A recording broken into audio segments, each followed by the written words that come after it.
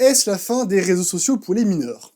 Selon les conditions générales d'utilisation de la plupart des réseaux sociaux, l'inscription à ces plateformes est interdite aux moins de 13 ans, et la loi du 7 juillet 2023 interdisait l'inscription seule, sans l'aval d'un représentant légal, avant l'âge de 15 ans. Mais le 26 janvier 2026, l'Assemblée nationale a adopté la proposition de loi visant à interdire purement et simplement l'inscription aux réseaux sociaux aux moins de 15 ans, même avec l'accord d'un représentant légal. Cette mesure cherche à protéger les plus jeunes et les plus vulnérables de comportements et publications violentes, toxiques et dangereux, et ainsi réduire les risques d'angoisse, d'anxiété et de risques de cyberharcèlement chez cette partie de la population.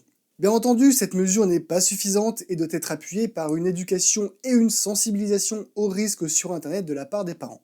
Cette proposition de loi implique également une obligation d'ici le 1er septembre 2026 aux réseaux sociaux de mettre en place un système de vérification de l'âge pour tous les utilisateurs par le moyen qu'ils jugeront le plus adapté, comme c'est déjà le cas pour les sites pour adultes. Les moyens pouvant être mis en place sont l'estimation d'âge par reconnaissance faciale par une IA, l'envoi de documents d'identité officiels ou passer par un service intermédiaire, comme par exemple l'identité numérique, qui pourra affirmer ou non si l'utilisateur a 15 ans ou plus.